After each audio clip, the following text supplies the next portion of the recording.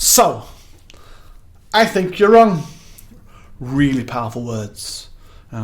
But when you consider the impact they can have on a person receiving them, they're really difficult words to articulate. Very few organizations have the level of trust and collaboration where you can directly challenge them and say, I think you're wrong and this is why. First, you have to have the courage to communicate a problem, and then your colleagues need to receive that message with the intention that you're sending that message. Why are you telling me there's a problem? And if you tell it to my face, I think you're wrong, no matter how politely you tell me, quite likely you're going to get an emotional response, get a reaction. That's because at a basic level, when we are challenged, our cognitive dissonance or biases kick in. And actually, in my opinion, this is one of the number one killers of team trust. But a lot of people ask me, well, what the heck is it? Well, actually, it's that uncomfortable feeling when someone has a difference of opinion. And without getting caught up in the way my brain sees the world, let alone yours, it happens when someone challenges your personal belief system. Another way of thinking about it, dissonance is how do you respond when someone expresses a different idea, right? A small threat, and we're likely not to react. A big threat, and we will likely overreact.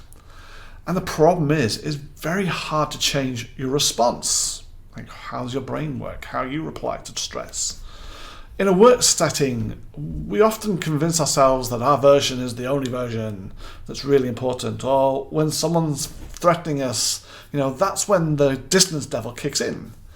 Even if evidence suggests that there's a different way, better way, alternate, the fear of change, or the fear of the doubts that creep in, stop us accepting wholly someone else's opinion. It's why nobody likes change managers, actually, or at least in the beginning, because they're constantly forcing you to feel uncomfortable.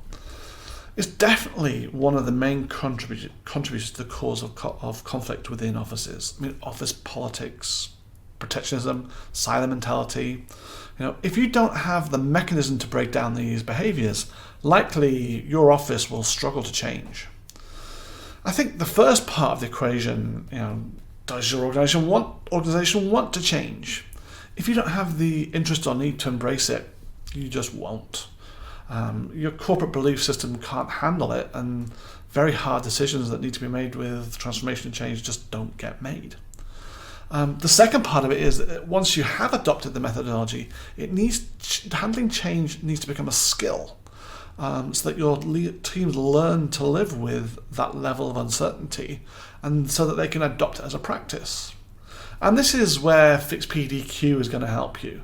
We're building processes and questions within the task management frameworks that ask you uncomfortable questions so that you can align, so that you can break down your barriers, so that when the point where you need to have a meaningful conversation, we've prepared you to get over the first reaction and had a chance to consider the issue and basically start solving problems together. If you're interested in getting involved as a beta partner or discovering how fixed PDQ can help you deliver work more effectively, I would love to hear from you.